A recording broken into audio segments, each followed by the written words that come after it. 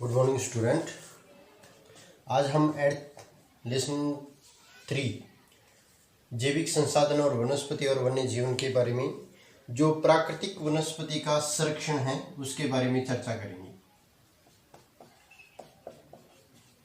प्राकृतिक वनस्पति संरक्षण।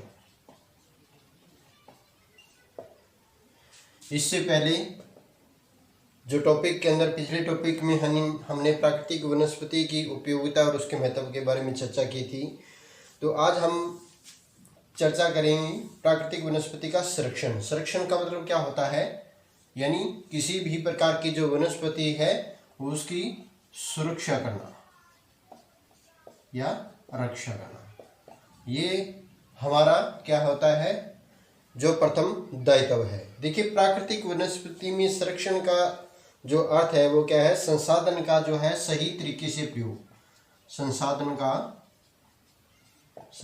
का सही तरीके से प्रयोग,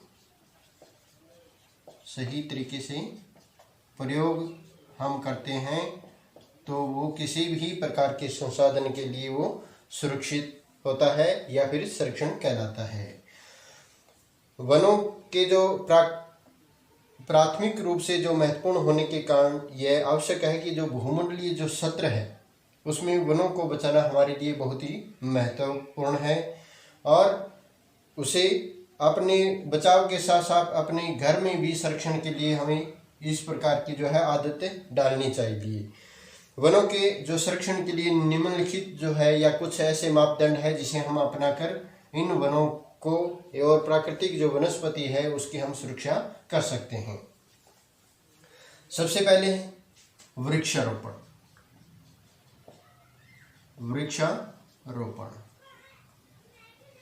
वृक्षारोपण क्या होता है, यानी किसी भी स्थान पर जो है साफ किए गए वनों को, जो भूमि होती है उनमें दोबारा जो वनों को लगाना या आच्छादित करना क्या है, वृक्षारोपण कहलाता है। इसके अंतर्गत जो बड़े पैमाने पर क्या है पेड़ लगाए जाते हैं और उनसे क्या है क्षेत्र को या पारितंत्र को सुरक्षित रखा जाता है। तो इस प्रकार जो वृक्षारोपण है वो हमारे लिए जो किसी भी प्राकृतिक वनस्पति है उसको पुनः जीवित करने या उनको सुरक्षित रखने के लिए जरूरी है। दूसरा है जागरूकता।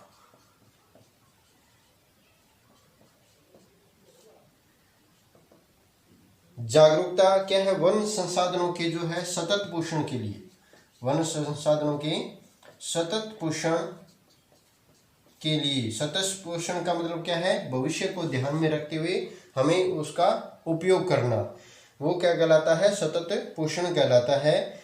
और इसलिए हमें इसके प्रति जो है सभी को जागरूक होना चाहिए भी। जो प्राकृतिक जो वनस्पति है उससे जो पूरी पृथ्वी है, जो पर्यावरण जो है वो हमारे लिए कितना ही महत्वपूर्ण है और हमारे पर्यावरण के लिए जो प्राकृतिक वनस्पति है वो कितनी महत्वपूर्ण है। इसलिए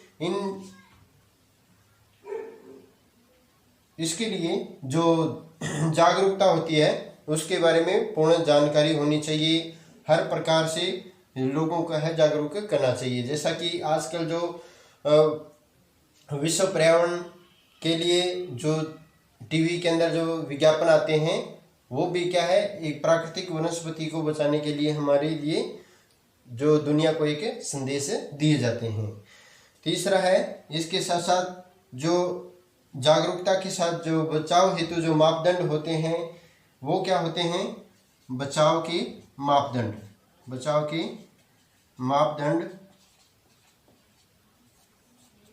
अब बचाव के मापदंडों में क्या है, वनों और वन्य जीवों को अधिक नुकसान पहुंचाने से उसकी रोकथाम करनी चाहिए। वन्य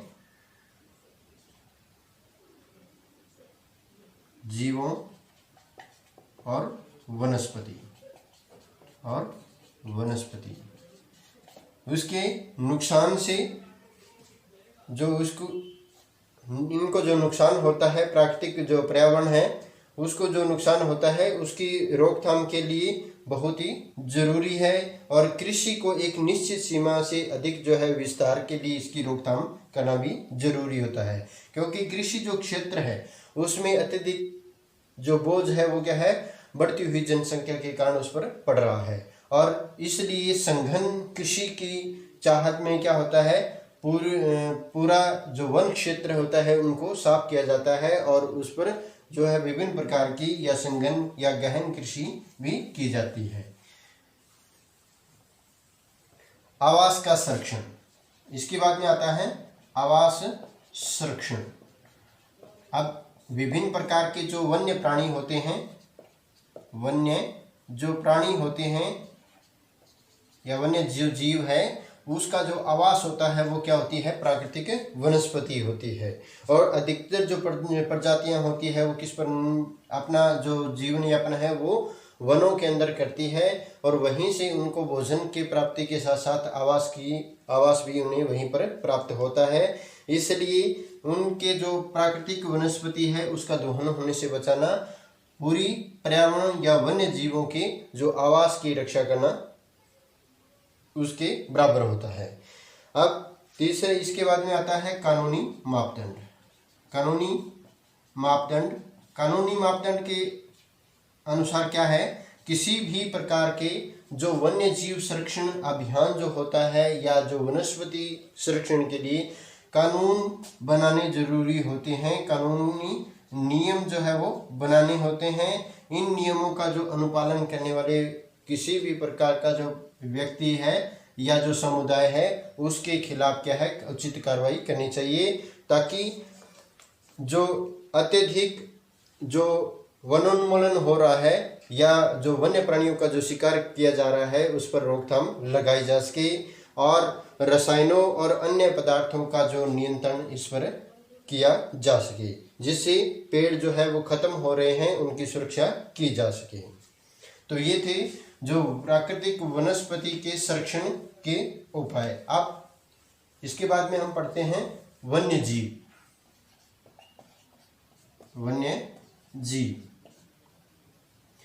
अब वन्य जीव का मतलब क्या है, किसी भी क्षेत्र में यानी वनों के में पाए जाने वाले जो जानवर और पक्षी और अन्य जो जीव होते हैं वो प्राकृतिक आवास में निवास करते हैं और इसलिए जो वन्य जीव है वो हमारे पारितंत्र के लिए सबसे महत्वपूर्ण है।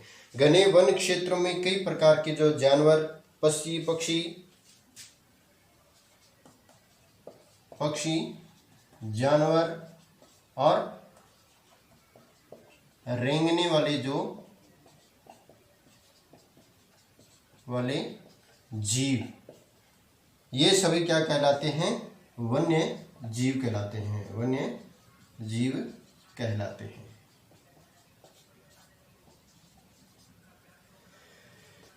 वनों में क्या है, कई प्रकार के जो जानवर एक कुश के अम्बिवा से लेकर कई जो बड़े बड़े जानवर होते हैं जैसे हाथी है, ये सभी क्या है प्राकृतिक जो वनस्पति है उसके अंदर निवास करते हैं और अपनी आवश्यकताओं की जो पूर्ति है वो अधिकतर किनसे करते हैं, वनों से करते हैं। किससे करते हैं, वनों से करते हैं।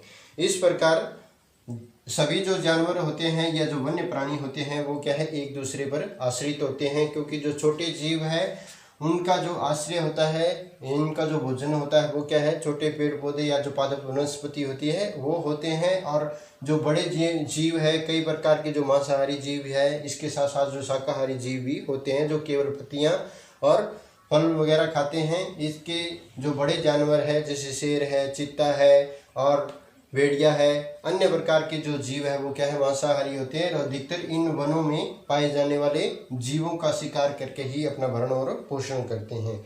तो इस प्रकार जो वनों की सुरक्षा है वो इन वन्य प्राणियों की भी सुरक्षा का एक पूर्णतः अनुमान है, या फिर जो वनों का सुरक्षा वो इन वन्य प्राणियों की सुरक्षा है। भारत में जो है विभिन्न प्रकार के जो जानवर, पक्षी और रहने वाले जो जानवर, चाहे वो स्थलीय हो या स्तनपायी कीड़े और मकोड़े, तो इस प्रकार कई प्रकार के जो है प्राणी हैं वो इसमें पाए जाते हैं।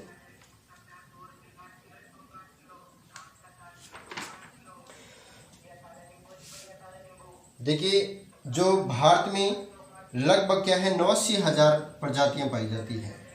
भारत में लगभग 89,000 जो प्रजातियों के जो क्या है जानवर पाए जाते हैं। और दूसरा है 1200 प्रकार की जो प्रजातियां हैं, 1200 प्रकार की जो प्रजातियां हैं वो किसकी पाई जाती है? पक्षियों की पाई जाती है। पक्षियों की जो है वनस्पति वो पक्षियों की जो प्रजाति है वो क्या है 1200 के लगभग पाई जाती है। तो इन जानवरों का जो सामूहिक रूप है किसी भी देश के का है वो वन्य जीव कहलाता है। और ऐसा माना जाता है कि विश्व की लगभग जो 80% जो वन्य जीव प्रजातियां हैं वो वहाँ किस में मिलती है? भारत के अंदर मिलती है। अब इसके बाद में जो वन्य जीवों का जो वितरण है उसके बारे में पढ़ते हैं। वन्य जीवों का जो वितरण है वो विभिन्न क्षेत्रों में भिन्न भिन्न प्रकार से है। जैसे अफ्रीका है, अफ्रीका के अंदर विभिन्न प्रकार के जो जीव है वो पाए जाते हैं। जैसे हाथी, गैंडा, इसके साथ साथ जो दरियाई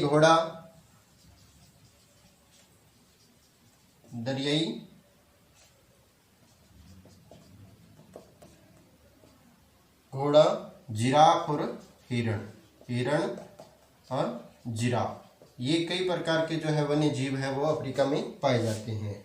उत्तरी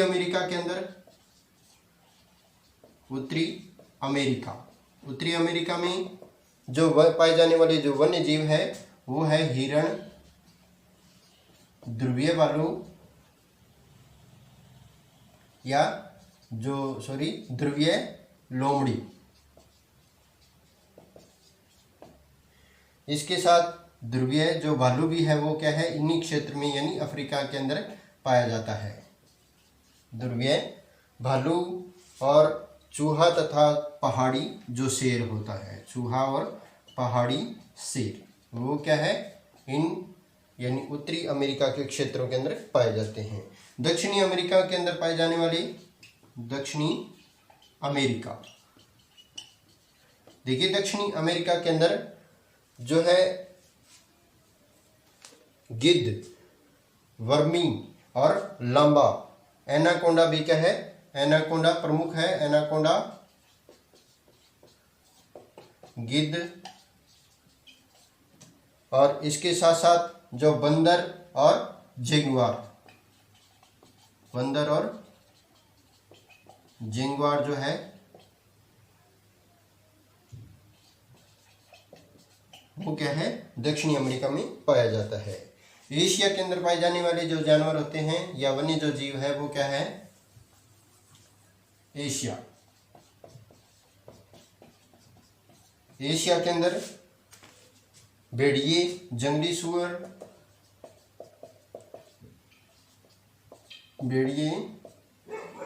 सुअर,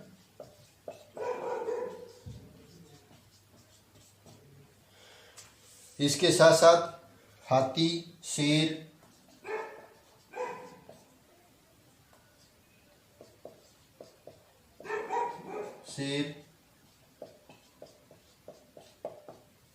गैंडा, मोर, सारस,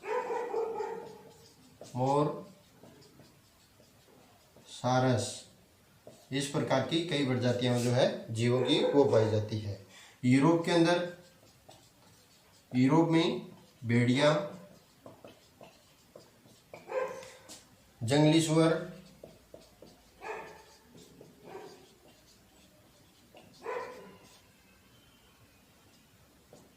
इसके साथ साथ भेड़, खरगोश और लोमड़ी, भेड़, खरगोश और लोमड़ी, ये क्या है किसमें पाए जाते हैं? यूरोप में। ऑस्ट्रेलिया के अंदर, ऑस्ट्रेलिया का जो प्रमुख जानवर है वो कौन सा है? कंगारू। तो क्या है?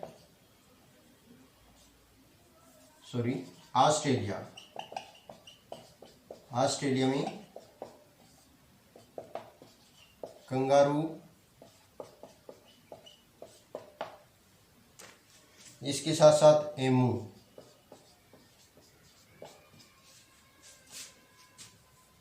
और जेकाल,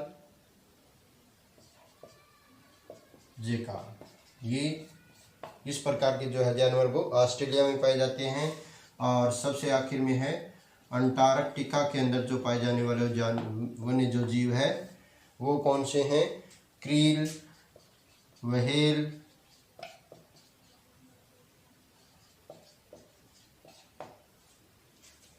पेंगुइन,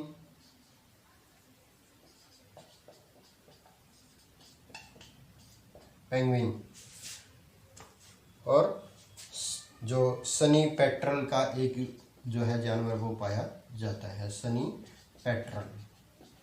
ये जो प्रजाति है वो किस में पाई जाती है? अंटार्कटिका के अंदर पाई जाती है।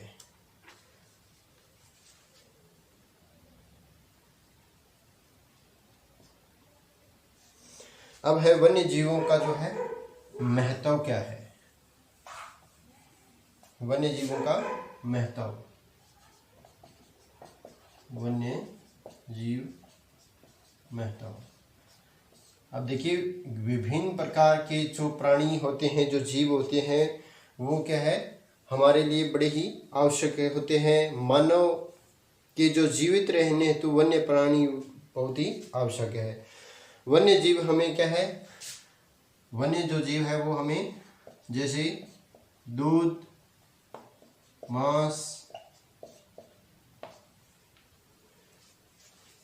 और हड्डियां तथा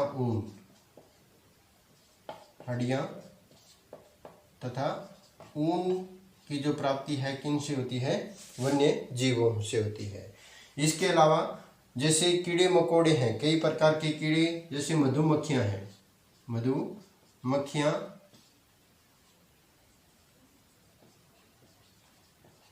मधुमक्खियां जो किसी भी प्राकृतिक वनस्पति को क्या है पनपने के लिए सबसे जो है महत्वपूर्ण भूमिका निभाती है। और जो वनस्पति मधुमक्खियां, इससे हमें क्या है शहद प्राप्त होता है। और फूलों की पोलिनेशन के लिए जो ये सबसे महत्वपूर्ण है,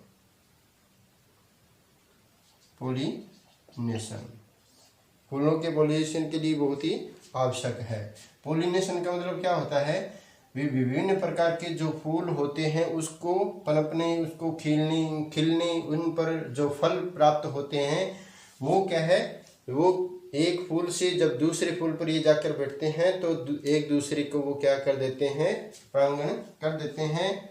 तो इस प्रकार जो पोलिनेशन क्या है एक पौधे से दूसरे पौधे को होता है। पक्षी जो कीड़े मकोड़े हैं वो एक अपघटक का कार्य करते हैं। कीड़े मकोड़े क्या है? अपघटक। अपघटक का मतलब क्या होता है? जो छोटे पौधे होते हैं जो टूट जाते हैं या फिर खराब हो जाते हैं तो उसको मिट्टी में परिवर्तित करना किसका काम होता है? बहुत से प्रकार के जो है कीड़े मकोड़े हैं। इसके अलावा जैसे पक्षी गिद्ध है, गिद्ध जो पक्षी है वो क्या है पर्यावरण को शुद्ध रखता है। गिद्ध जो पक्षी है वो मृत जानवरों का जो अवशेष होते हैं उसका जो मांस खाकर उसको क्या है सक्षम होते हैं। और ये जो मुर्दाखोर जिसे पर्यावरण की जो सफाई है वो आवश्यक है, वो क्या है बहुत ही जरूरी है। और ये जानवर जो है का जो कार्य है वो मृत जानवरों को खाना होता है। वन्य जो जीव है वो पारितंत्र का संतुलन, पारितंत्र के अंदर महत्वपूर्ण भूमिका निभाते हैं। पारितंत्र संतुलन में महत्वपूर्ण भूमिका निभाते हैं। पारितंत्र संतुलन क्या होता है? पारितंत्र संतुलन होता है प्रकृति के अंदर जो जीव जंतु एक दूसरे पर निर्भर होते हैं वो क्या होते हैं, और अब जो ये क्रम जो होता है, चक्र जो होता है जीवों का वो क्या है चलता रहता है। तो ये क्या होता है? पारितंत्र संतुलन होते हैं। अब जो वन्य जीव है उसका जो मनुष्य पर प्रभाव है वो क्या है? मनुष्य पर प्रभाव जिस प्रकार इसका महत्व है वो भी क्या है, प्रभाव भी जो अनेक प्रकार के जो है प्रभाव है वो मनुष्य पर पड़ते हैं। जीव संसाधनों का जो शोषण है वो क्या जानवरों का अंधाधुंध शिकार करने से इसके कारण क्या है, प्रजातियों की संख्या जो काफ़ी कमी आ गई है, या फिर कई जो प्रजातियां हैं वो क्या है, लुप्त होने की कगार पर पहुंच गई है। कई प्रकार के ऐसे जानवर हैं जैसे शेर है, बाघ है, हाथी है, इसके साथ साथ तेंदुआ,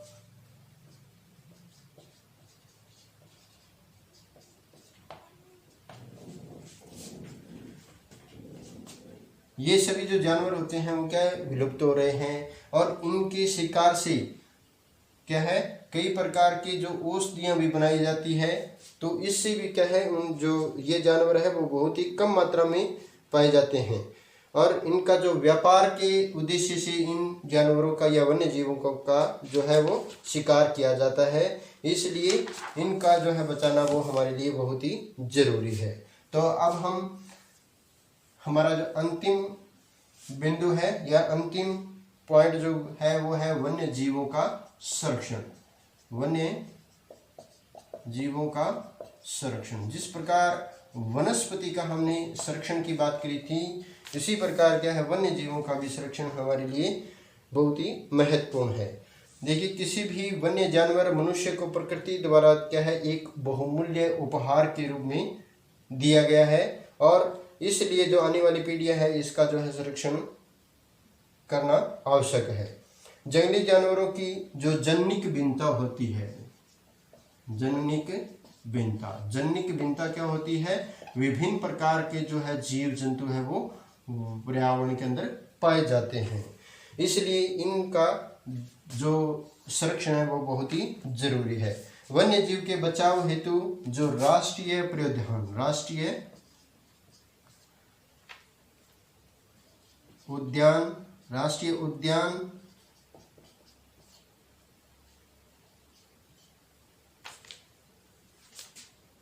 उद्यान और वन्य जीव जो अभ्यारण्य है, वन्य जीव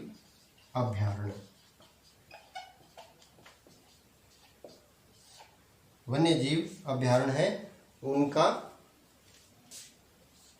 जो है महत्व वो बढ़ गया है, या कई प्रकार के जो है राष्ट्रीय उद्यान और वन्य जीव अभ्यारण्य की जो है स्थापना करनी जरूरी है।